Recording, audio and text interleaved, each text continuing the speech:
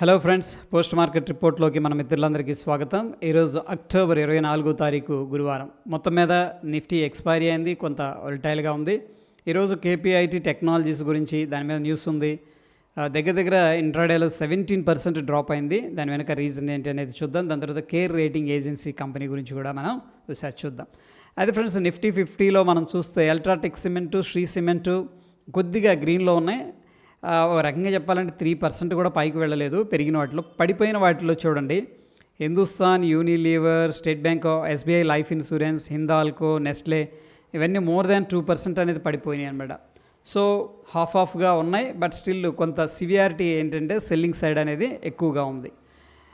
ఇక KPIT stock ఈరోజు మనం అనుకున్నాం కదా 17% దాకా పడిపోయింది మొత్తం మీద అని చెప్పేసి. జేపీ మోర్గాన్ ఏం చేసిందంటే ఈ యొక్క షేరు ప్రైస్ అనేది తగ్గిస్తూ ఈ కామెంట్ చేయడం అనేది జరిగిందన్నమాట. వీళ్ళు రిపోర్ట్ జనరేట్ చేశారు 1900 పర్ షేర్ అని చెప్పేసి. సో చాలామంది ఏంటంటే జేపీ మోర్గాన్ సంస్థ ఈ కంపెనీ మీద డౌన్గ్రేడ్ చేసింది, దీన్ని రేటింగ్ తగ్గించింది, టార్గెట్ తగ్గించింది అనగానే సెల్లింగ్ అనేది స్టార్ట్ చేశారు. ఒక రీజన్. సెకండ్ రీజన్ వచ్చేసరికి రిజల్ట్స్ అయితే బాగానే ఇచ్చింది, కానీ మేనేజ్మెంట్ గైడెన్స్ ఏం చెప్పిందంటే 4% ఇంక్రీజ్, ఓకే, నాట్ బ్యాడ్. ఏం చెప్పిందంటే వాళ్ళ ప్రాజెక్ట్స్ కొన్ని డిలే అయినాయి అనమాట. సో ఎగ్జిక్యూషన్ చేయటంలో వాటిల్లో సమ్ కన్సర్న్స్ అనేది రైజ్ చేసింది. అది నెక్స్ట్ ఏంటంటే కొంచెం కాస్ట్ కటింగ్ అన్న దాంట్లో ఏంటంటే వీళ్ళు ఎంప్లాయీస్ని కుదించడం ఇటువంటివి కూడా జరిగినాయి. కాబట్టి కంపెనీ ఏం జరుగుతుంది అనేది కొంత ప్యానిక్లోకి వెళ్ళడం జరిగిందనమాట. ఇక దాని తర్వాత మనం చూసుకున్నట్టయితే కంపెనీ బోర్డు డైరెక్టర్స్ ఏంటంటే అప్రూవల్ అనేది చేయటం జరిగింది. ఏంది 2880 కోట్లు అనేది క్యూఐపీ ద్వారా, అంటే క్వాలిఫైడ్ ఇన్స్టిట్యూషనల్ ప్లేస్మెంట్. అంటే కొన్ని ఇన్స్టిట్యూషన్స్ ఏం చేస్తుంటాయంటే ఈ స్టాక్ని బై చేస్తాయి అనమాట. అడిషనల్ షేర్స్ అనేది ఇచ్చి ఈ కంపెనీ వాళ్ళ దగ్గర నుంచి డబ్బులు తీసుకుంటారు. అంటే రిటైలర్స్కి ఎవరు షేర్స్ వాళ్ళకి ఇచ్చి తీసుకుంటారు. దీనివల్ల ఏమవుద్దంటే మనకు ఆల్రెడీ ఉన్న షేర్స్ ఉన్నాయనుకోండి, మనం తీసుకొని ఉన్నాం, మన పవర్ తగ్గిపోద్ది అనమాట. ఎట్లా అంటే డైల్యూట్ అయిపోద్ది. ఎందుకంటే నంబర్ ఆఫ్ షేర్స్ పెరిగిపోతాయి.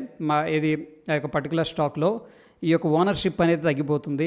సో డెఫినెట్గా ఈ యొక్క ప్రైస్ అనేది ప్రెషర్లోకి వెళ్ళిపోతుంది. ఎందుకంటే మార్కెట్ క్యాపిటల్ అంతే ఉంటుంది, ఈ నంబర్ ఆఫ్ క్వాంటిటీ ఎక్కువ వచ్చినాయి కదా, ఇప్పుడు ప్రైస్ అడ్జస్ట్ చేయాలి. మనం అంటూ ఉంటాం కదా, మంది ఎక్కువైతే మజ్జిగ పలసన అని చెప్పేసి ఈ సిచ్యువేషన్ అనమాట. ఇది ఎక్కువగా డైల్యూషన్ జరుగుతుంది, ఎక్కువగా అడిషనల్గా షేర్స్ అనేది ఇస్తుంది. అంటే దానివల్ల ఉన్న షేర్ హోల్డర్స్కి ఏమవుతుందంటే ప్రైస్ అనేది తగ్గిపోతే వాళ్ళకి ఏంటంటే ఆ పోర్ట్ఫోలియోలో లాస్ అనేది వస్తుంది. సో ఇది కూడా ఒక కన్సర్న్. దానివల్ల కూడా ఏంటంటే ఈ యొక్క స్టాక్ అనేది అండర్ ప్రెషర్లో ఉంది. ఇక కేర్ రేటింగ్ ఏజెన్సీ మంచి రిజల్ట్స్ అయితే అనౌన్స్ చేసింది ఫ్రెండ్స్. ఈరోజు 20% అప్పర్ సర్క్యూట్కి వెళ్ళిపోయింది. చిన్న కంపెనీ. అండ్ ఇక్కడ మనం చూసుకున్నట్టయితే ప్రాఫిట్ ఆఫ్టర్ ట్యాక్స్, ప్యాట్ అంటాం కదా, ప్రైస్ యాక్షన్ తెలుగు కాదు, ప్రాఫిట్ ఆఫ్టర్ ట్యాక్స్ 47 crores అనేది ఇచ్చింది అప్రాక్సిమేట్గా. అండ్ ఇయర్ బేసిస్లో మనం చూసుకున్నట్టయితే మంచి గ్రోత్ అనేది 31% అనేది గ్రోత్ అనేది కనపరిచింది అనమాట. నెక్స్ట్ ఏంటంటే వీళ్ళు కంపెనీకి రేటింగ్స్ ఇస్తూ ఉంటారు, వేరే కంట్రీల్లో కూడా ఎక్స్పాండ్ అవుతున్నారు. సో ఈ యొక్క ఆల్ డైమెన్షన్స్లో ఈ స్టాక్ అనేది పాజిటివ్గా వెళ్ళటం అనేది జరిగింది. ఓకే, ఇక మనం సెక్టార్స్ అనేది అబ్జర్వ్ చేసినట్టయితే పిఎస్యు బ్యాంక్ అండ్ బ్యాంక్ నిఫ్టీలో కొంత మూమెంట్స్ అయితే స్టార్ట్ అయినాయి. సో ప్రాబ్లం ఏంటంటే పిఎస్యు బ్యాంక్స్ మనకి చాలా రోజులు, సంవత్సరాల తర్వాత ఏమైందంటే బౌన్స్ అవ్వడం స్ట్రాంగ్గా. దాని తర్వాత ఈ మధ్యకాలంలో ఏంటంటే మళ్ళీ కరెక్షన్ అనేది తీసుకుంది. ఇప్పుడు మళ్ళీ ర్యాలీ అవుతాయి అని చెప్పేసి నేనైతే పర్సనల్గా ఎక్స్పెక్ట్ చేస్తున్నాను. అందుకని పిఎస్యు బ్యాంక్ ఈటీఎఫ్స్ ఆల్రెడీ మనం రికమెండ్ చేసుకున్నాం, మన స్టూడెంట్స్ కానీ మీకు కూడా చాలాసార్లు చెప్పాను. సో ప్రాబ్లీ రానున్న రోజుల్లో, రానున్న మంత్స్లో ఏంటంటే పిఎస్యూస్ అవుట్ పర్ఫామ్ చేసే స్కోప్ అయితే ఉందని చెప్పేసి నా పర్సనల్ అభిప్రాయం. దాని తర్వాత టాప్ లూజర్స్లో మనం చూసుకున్నట్టయితే కన్సంప్షన్, కన్స్యూమర్ గూడ్స్ అనేది టాప్ లూజర్స్లో అయితే ఈరోజు ఉండడం జరిగింది. ఇక ఫ్రెండ్స్, నిఫ్టీని పైకి తీసుకెళ్ళిన వాటిల్లో హెచ్డిఎఫ్సి బ్యాంక్, అల్ట్రాటెక్ సిమెంట్ అనేది కంట్రిబ్యూట్ చేసినాయి. చూడండి, హెచ్డిఎఫ్సి బ్యాంక్ వల్ల 22 points, okay. So UltraTech cement వల్ల 7 పాయింట్స్. అగైన్ ఫైనల్గా ఏంటంటే నిఫ్టీ అయితే ఈరోజు కొద్దిగా నెగిటివ్లో అయితే క్లోజ్ అయింది. బట్ డ్రాగ్ చేసిన వాటిల్లో హిందుస్థాన్ యూనిలీవర్ ఓకే 5.8% ప్రస్తుతం ఇక్కడ ఉన్న అప్డేట్ ప్రకారం. దాని తర్వాత ఐటీసీ, హిందాల్కో అనేది కిందకి డ్రాగ్ చేసినాయి అని చెప్పేసి చెప్పుకోవచ్చు. ఇక అయితే ఫ్రెండ్స్, మనకి కొన్ని స్టాక్స్ అవుట్ పర్ఫామ్ చేస్తున్నాయి లాస్ట్ 7 డేస్లో. ఒకవేళ మీరు షార్ట్ టర్మ్కి షాక్స్ ఫిల్టర్ చేయాలంటే ఇది ఒక one of the best method అని చెప్పేసి చెప్పుకోవచ్చు. ఏవైతే స్ట్రాంగ్గా పర్ఫామ్ చేస్తున్నాయో దాంట్లో ఏదన్నా మనకి టెక్నికల్గా ప్యాటర్న్ కానీ లేదా ఇండికేటర్ ఏదన్నా సిగ్నల్ ఇస్తే లైక్ సూపర్ ట్రెండ్ కానీ దీంట్లో ఏంటంటే మనం పార్టిసిపేట్ అయితే చేసుకోవచ్చు.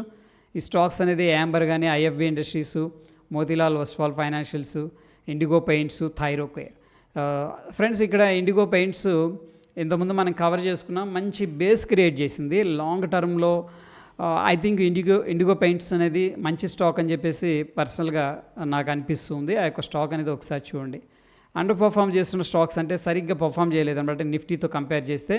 PNC infra, Manappuram, RBL bank, IndiaMART, BHEL and Huhtamaki ఇవన్నీ కూడా మోర్ దాన్ 10% to 12% డ్రాప్ అయితే అయినాయి ఈ స్టాక్స్లో. అండ్ కొన్ని స్టాక్స్లో హయ్యెస్ట్గా డెలివరీ అనేది తీసుకుంటున్నారు. RR Kabel and TeamLease, GMR infra, Metro Brands, AFFLE, Whirlpool అనేది కనిపిస్తుంది. మోర్ దాన్ 70% ఈ యొక్క పర్టికులర్ స్టాక్స్లో డెలివరీ అనేది తీసుకుంటున్నారు. కాబట్టి ఈ స్టాక్స్ని కూడా మనం రేడార్లో పెట్టాలి. సో ఫ్రెండ్స్, రేడార్లో పెట్టాలి ఇన్ ద సెన్స్ ఏంటంటే వీటిని మనం వాచ్ చేయాలి. ఫస్ట్ ఈ స్టాక్స్ అనేది ఇండివిజువల్గా తీసుకెళ్ళి మనం యాడ్ చేసుకుని వాచ్ లిస్ట్లో దీనిలో ఏదన్నా బ్రేక్అవుట్ జరుగుతున్నప్పుడు కానీ, లేకపోతే మనకి ఇండికేటర్ సిగ్నల్ ఇచ్చినా, లేదు అంటే ఫిబొనాకీ రిట్రేస్మెంట్ దగ్గర సపోర్ట్ తీసుకుంటున్నా లైక్ 61.8 కానీ 50% లెవెల్స్ దగ్గర దీంట్లో బాయింగ్ ఆపర్చునిటీ తీసుకోవచ్చు అనమాట. అది రేడార్ అంటే మనం వాటిని గమనిస్తూ ఉండాలి అని అర్థం.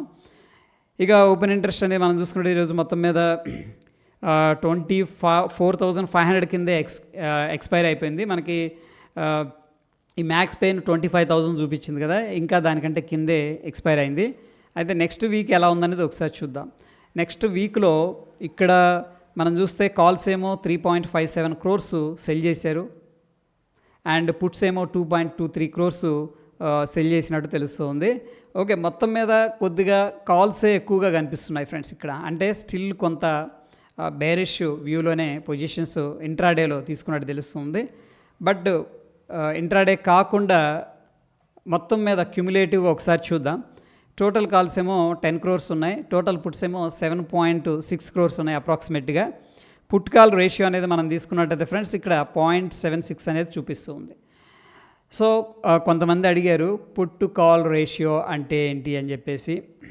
సో ఫ్రెండ్స్ ఇక్కడ మనం ఏం చేస్తామంటే ఇది వాల్యూమ్కి తీసుకోవచ్చు పుట్ కాల్ రేషియో అనేది, లేదా ఓపెన్ ఇంట్రెస్ట్ అనేది కూడా తీసుకోవచ్చు అనమాట.